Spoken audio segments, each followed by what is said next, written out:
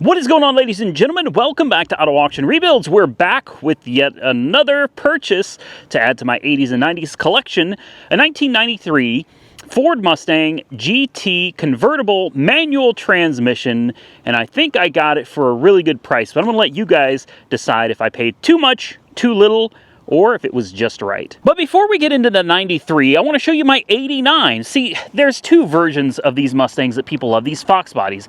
One of them is this one, the LX. It's not a GT, it's an LX, and man, it looks super clean. And then some people just prefer the looks of a GT. My fiance and I just had this debate as soon as we pulled up. She's like, that's it? She's like, I don't know, Randy. She said, I actually like the LX better. And it's like, are you out of your mind? No, woman. No. The LX is not better looking than the GT, period. Vanilla Ice made the GT an American icon. And in my opinion, the GT Convertible is the best fox body there ever will be. Now, before I go too far, there's a reason I was showing you this car. This one I got for $2,500. It's got Cobra wheels. It's got some fake Cobra badges. It's got a brand new engine, brand new clutch, flywheel, and everything associated with it. It's not too bad looking of a car, really. It's sharp. Just a good looking unit. But these seats just, they don't fit. You know what I mean? If you look in here, you'll see we have kind of a red plaid design. And up front, well, we have seats out of a Honda Prelude. Somebody fabricated Honda Prelude seats onto the Ford Mustang rail. So when you sit in the car, you end up sitting like this. Like, instead of your body kind of being flat and flush with the floor of the car, you end up leaning way back because the seats are angled. Well, what's the point to this story? The point is, John up in Indiana has some seats for me that match. It has the same pattern. They've been sitting in his garage for, he said years. He said he's been tripping over them for years. They're the right seats for this car, and they were free. This is the passenger seat. It's in exceptional condition. The driver's seat, a little rougher. It's going to need some cleaning, as he said. They've been sitting a while, and this one does have a little bit of wear on the side bolster here, which honestly, that's it. Like, it's not like the seat's coming apart. It's just the vinyl has kind of started coming apart on the edge there, but it hasn't ripped apart or anything. It's got the lumbar support. I mean, these are fully adjustable seats, and he gave them to me for free. He said he watches my videos, and he goes on power tour. He builds Mustangs himself. He loves the fox body versions of these cars. So he said, hey man, I've got a YouTube channel. Check it out, and if you like it, do me a solid and just shout me out. So John, this is for you, buddy. Number one, thank you so much for being so generous as to meet me all the way in Cloverdale, Indiana.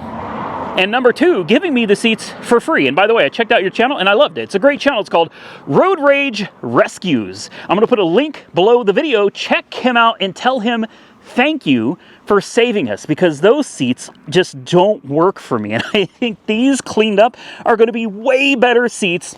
And he did power tour in a Ford Lightning that he built. So I highly recommend you go check him out. John, thank you, man. We appreciate it. Now, let's get over to the meat of this video, which is a car I've always wanted and never had.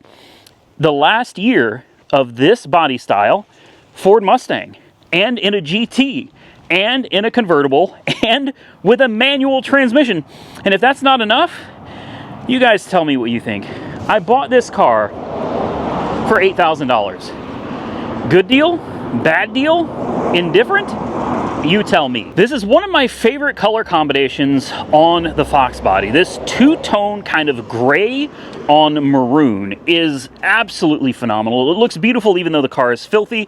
The top looks to be in excellent condition all the way around. I mean, it fits nice.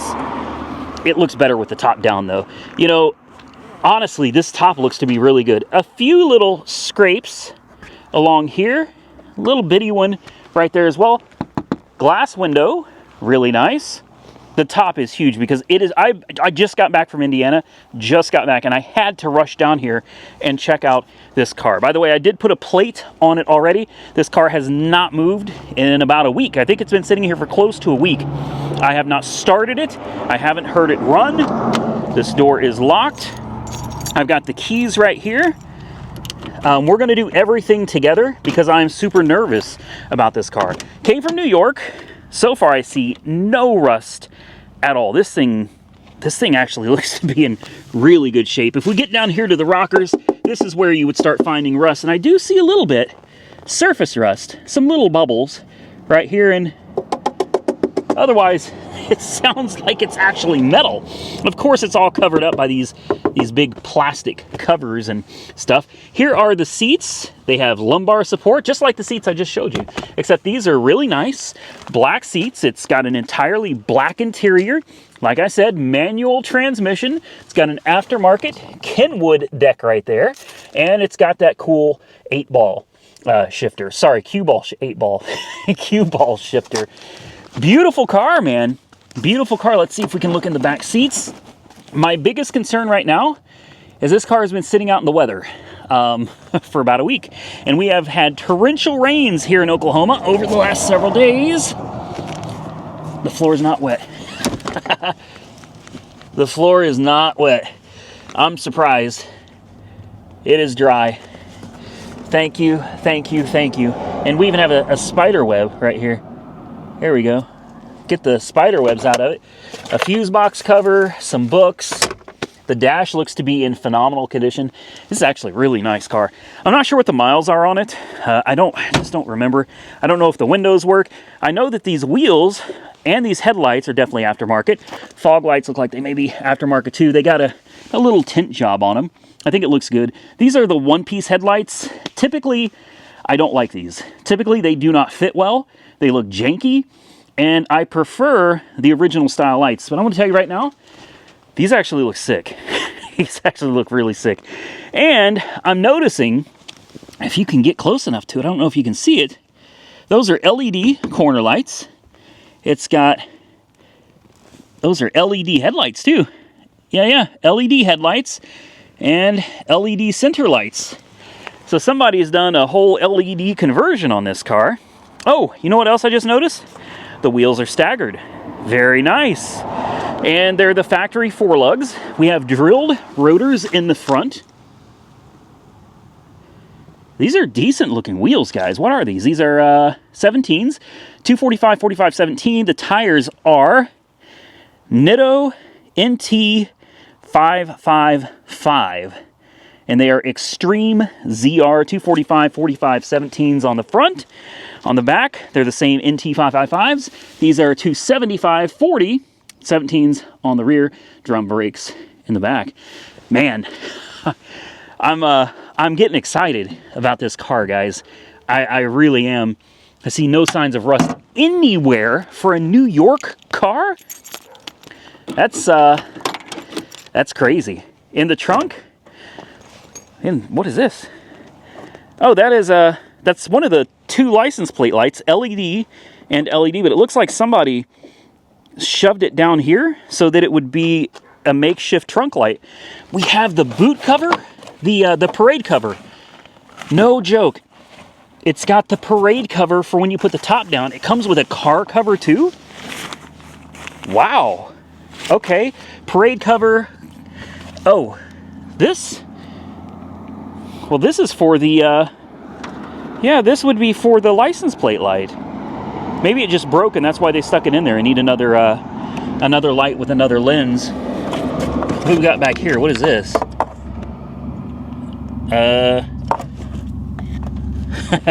Interesting. Somebody's definitely been in here. Here is your fuel shutoff switch. Looks like one of the brake lights is missing.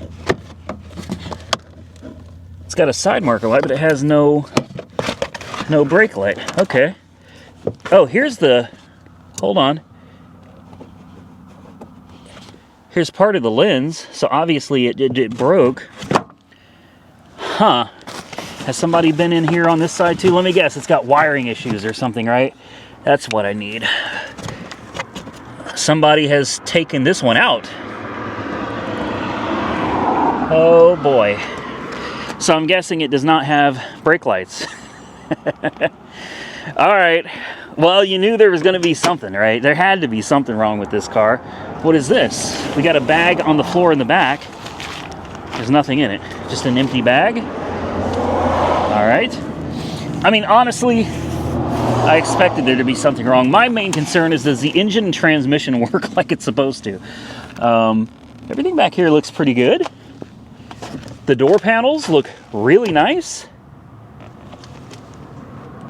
I mean, this thing is in really good shape, guys. Let's pop the hood. We'll check the oil. Hopefully it's got antifreeze. It's been below freezing for the past 3 days out here. So please have antifreeze. Ooh, shiny. So it looks like it's been converted to R134A. Has an R134A adapter on it. At least there it does. The high side does not. Doesn't even have a cap on it. We have a Legend Napa battery, which looks to be relatively new. Let me just double check. Zero pressure on the cooling system. Let's just take a peek and see. Ugh, come on. Well, yeah, it's green. It's green. Okay, good deal. So we shouldn't have to worry about any popped freeze plugs or anything like that. Let's check the oil real quick, see how that looks. Oh, super clean as well. Look at that. Wow. Okay. I mean, it's so clean you can literally... Oh, this has headers. Guys, I wasn't aware of that. This has got long tubes on it. So we might have some aftermarkets on this thing. Let's take a closer look. Looks like we got some really nice plug wires too. Somebody recently changed those. Definitely got some... Those aren't long tubes, those are shorties. Those are shorty headers. They seem to clear everything perfectly though. Brake fluid looks good.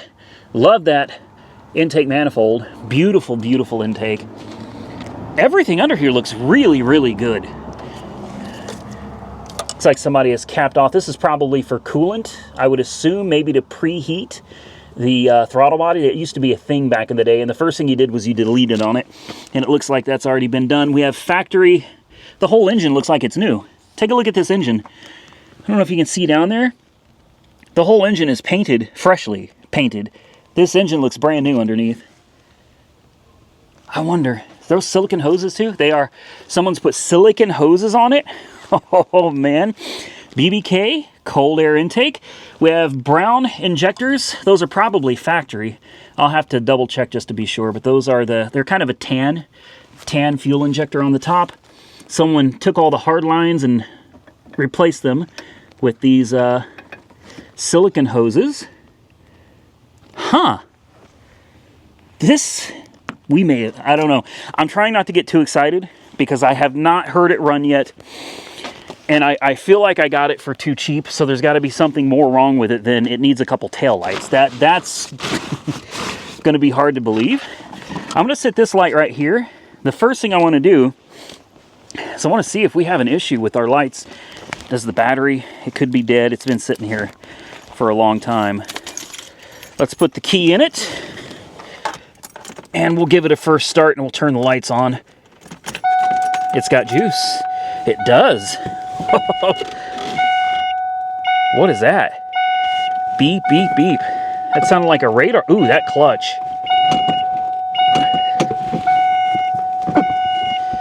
All right.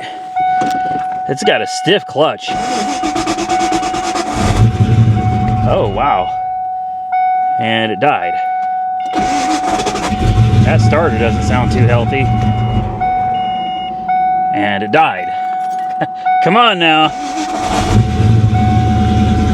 Come on. Come on. Come on. Don't do this. God, the exhaust is loud. Wow.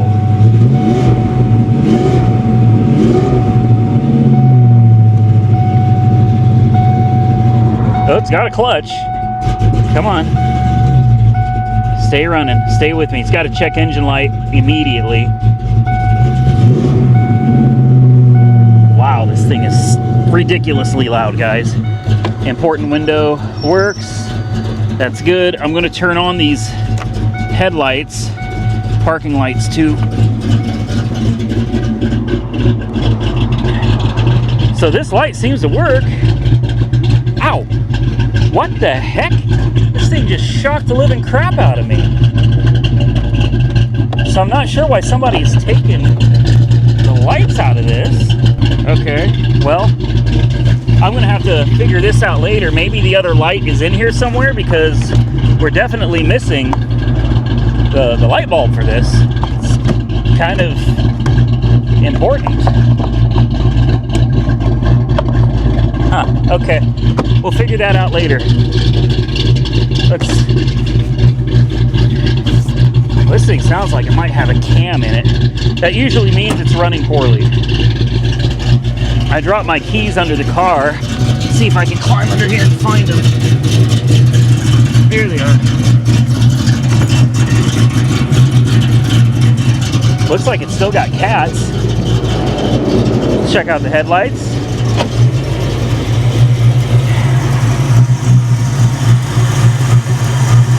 It's definitely running a tad bit rough.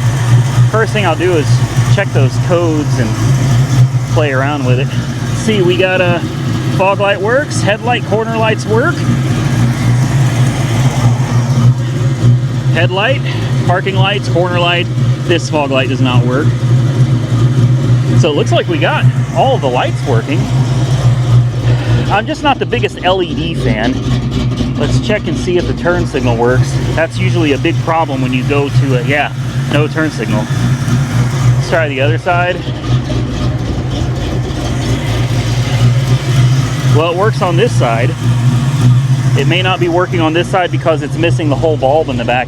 Honestly, I'd really just prefer the factory lights. But since somebody already converted everything over, let's see if we can figure out this convertible top. I mean, it seems to run really, really well. So I guess you pull these and then you just push this button right here. It seems to be working. Huh. Okay. Easy enough. Oh man. This is great. Does that window work? It's a little bit off track, but yeah, it works. The corner windows, those quarter glasses, half the time don't work. Looks like they all work. So we have a legit convertible here, guys. Check these gauges real quick. I'd love to see what the check engine light is on for.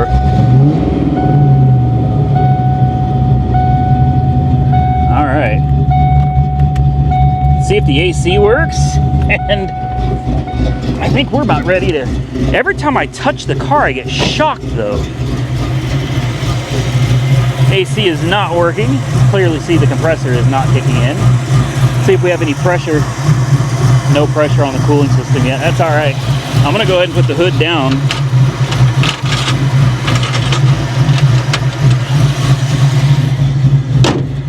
I'm ready to take it for a drive.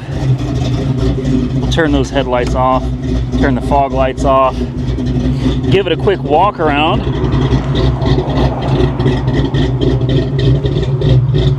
I do hope that's a cam. Listen to that. That's either it's running like crap or it's got a nice little cam in it, because that sucker sounds choppy. With the top down, man, it's absolutely beautiful. Look at that car. All right, guys, let me park it next to the LX. We'll do a quick walk around of both of them. You guys can tell me which one you like best, and we're gonna take this thing out for a quick drive. Now, I still can't tell if this thing is just running like crap or if it's got a cam. We'll figure it out. Once we take it out on the road, we should be able to see pretty quickly if it's running like garbage or if it actually runs pretty good. I really have no clue. It's sold on a red light, which means it's as is. It's whatever's wrong with it is my problem now. And honestly, for $8,000, I've seen these things selling, guys. I did a lot of research, and you can find these things going for, in good condition, which so far this one looks to be in pretty decent shape. In good condition, these things are easily bringing $15,000, some of them $25,000, $30,000, again, depending on condition. So when I saw this thing for $8,000, I was like, I gotta buy it, man. I was the only bidder. and I won it for $8 grand.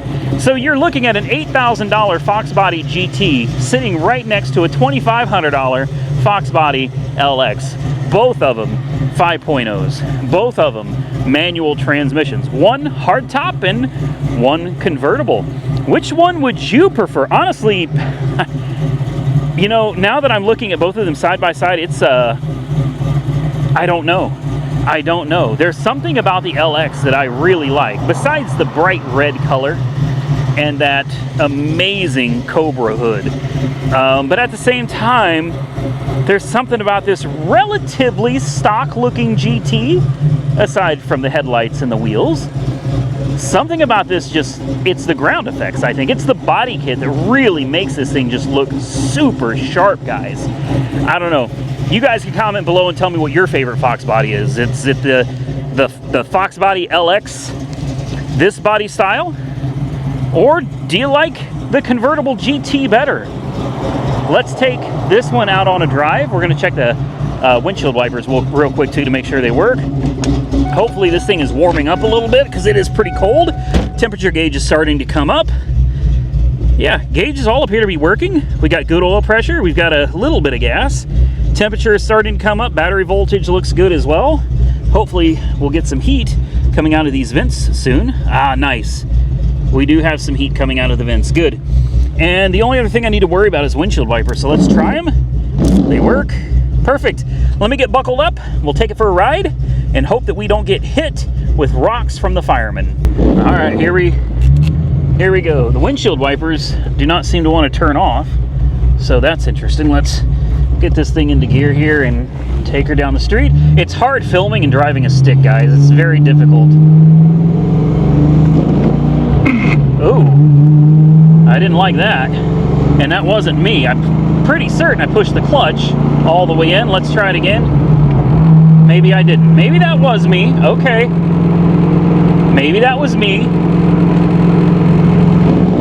The windshield wipers will not turn off. That's great. Oh, I should have put that top up. I'm freezing. And fourth gear. Nice. No grinding. Yeah, the wipers will not turn off now. Lovely. I seem to have them stuck on. All right, speed limit goes up to 65 here. We're already at 65. I need to put this top up, guys. I am freezing. Does the cruise control work? Yes, it does. The cruise control even works, guys. This does not feel like 65 miles an hour to me. Take a look at these gauges. I mean, it says I'm going 65, but it feels like I'm going like 40. I'm gonna have to pull out my GPS and see what the deal is, because I am certain this is not 65 miles an hour. All right, so if you look at the speedometer now, it says we're going about 75. I've got my GPS going down here, and it says we're going about 65. So the speedometer is 10 miles an hour off. Obviously, that's because of the aftermarket tires. No big deal. So far, it's running and driving very well. No complaints, nice and smooth. It drives straight. The only thing I can really complain about right now is it is very, very cold. You guys know I love doing my 10-mile trek in these new cars to find out if they're lemons or not. And so far, this one's done very well. We've driven 4 miles, so it means we're coming up on the 5-mile mark. And nothing to complain about other than the temperature. It's literally freezing. I'm gonna have to put this top back up when we get to the spot. And we're gonna turn the heater on because I'm absolutely freezing. Otherwise, very smooth. All the gauges look good. Everything seems to be healthy on this car. So far for $8,000, I think this was a huge score. All right, well, I parked on the side of the road here. She's all warmed up. She's good to go. It's definitely not running quite right, but I mean, it seems to run good enough. And I'm very thankful that the convertible top works. It went right back up and closed like it's supposed to. I was really concerned because it is absolutely freezing when you're going 60 miles an hour on this street. So here it is. We got a little more sunlight here, a little easier to see it. Well, if I wasn't standing in the way. It sounds really nice. I love this car. Of course, we'll have to figure out why the check engine light is on. That shouldn't be too hard. It's a 93. We'll be able to hook my old school scan tool up to it, and we'll be able to find out what's going on with it. Could be something simple like a mass airflow sensor, a throttle position sensor, intake air temperature sensor, idle air control valve, map sensor. Who knows? But we'll definitely get it figured out, and we'll replace whatever needs to be replaced on it. Overall, though, so far for the first 5-mile trip, very happy with it. I've got the heater on. It's nice and warm in here. It's relatively quiet, even with the exhaust. At idle, the battery voltage is a tad on the low side. You give it a tap of the throttle, it goes right back up, though. Just a slight tap of the throttle will bring everything right back to where it needs to be. There you go. And I love this old school steering wheel. The horn works, cruise control works. Looks like the only thing that's really not functioning is the left tail light, turn signal brake light, because it doesn't have a bulb in it. I'm going to continue on. It's another 5 miles back home. Cross your fingers, hope we make it, because I've got like 1/8 of a tank of gas. So that could be a problem. Well, I've tested everything out there is to test on this car, and I think I've figured out the few flaws that it has. Number one, it idles like crap. That's probably the biggest flaw. And I don't think it's that big of a deal. I got a feeling once we run a diagnostic on it, there's that police officer from the other day. Once we, I wonder if the farmer called the police on me for driving my car normally up and down the street, you know. Is it a coincidence? I have not been here. I have not been here in well over a week. And here I just get here, I take a car out for a drive, and that same police officer's driving it. Listen, no shade at the police officers out here. They're great. The county police out here are awesome. He was super nice and professional to me. I have no issue with the cops out here at all. It just seems crazy to me that I literally just get here, and I've got maybe 45 minutes into filming a video, and he's showing up down the street here. I don't know, man. I don't know. Either way, the idle is definitely, it seems very off. We're going to run the codes in the next video. We're also going to get it on the lift in the next video. We'll get underneath it. We'll check it for rust, see if there's any underlying issues. Uh-oh. Uh-oh. Dang. There he goes, man. We'll get it on the lift. We'll see if it's got any underlying issues, particularly rust is what I'm most interested in. We will run a diagnostic in the next video as well, try to figure out what's going on with it. But for $8,000, I've got a very sharp looking foxbody convertible. The top works, all the windows work, the heat works, air conditioning did not work. It's missing one bulb, and I transferred the bulb from the passenger side over to the driver's side. The driver's side works, everything works. The stop and the headlight, tail light, whatever, it all works. So it's just missing a bulb. It needs a lens cover for the license plate light, and that's it. Oh, and I got the windshield wipers to turn off. Let me show you this real quick before we get out of here. Let me show you. Like I said, I've never had one of these before, so forgive my ignorance. But here is your turn signal stalk, and it's also your windshield wipers. Well, I turned it all the way down, thinking that that was off. That's not. All the way down is intermittent wipers.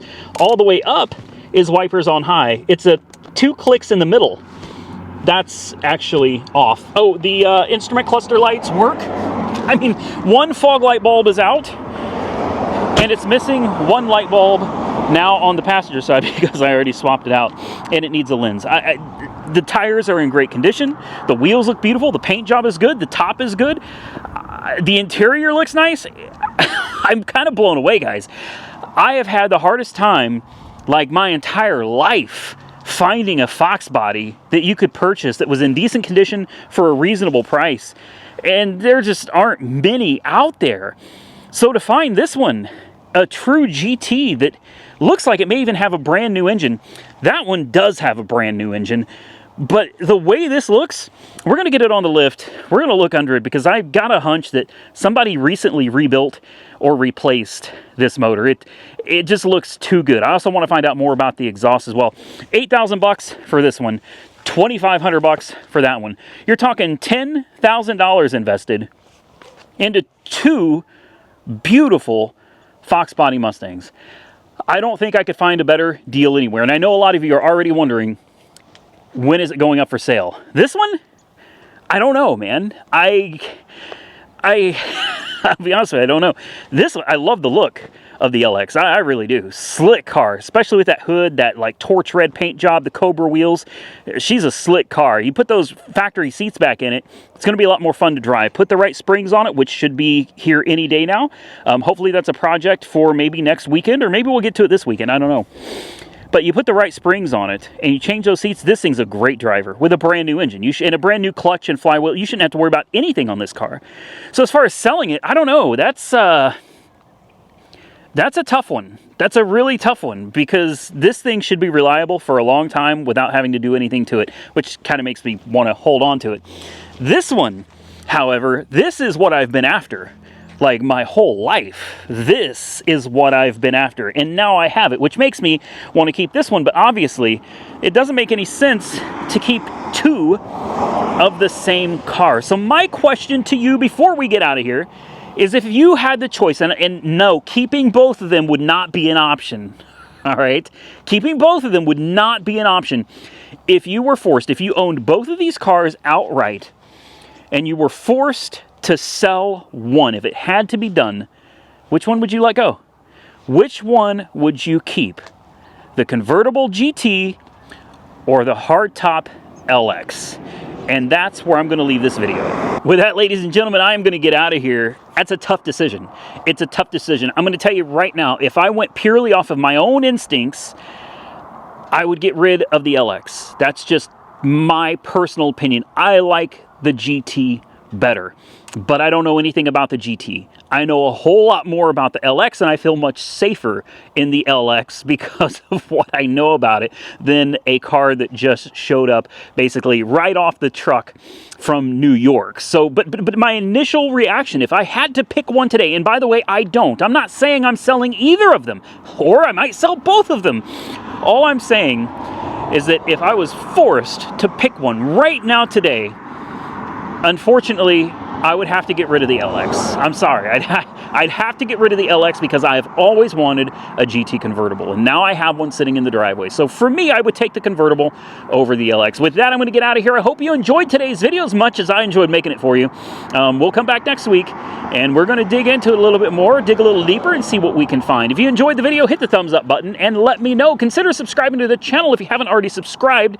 Until next time, stay safe out there, everybody. I look forward to seeing you all again very soon in the next one.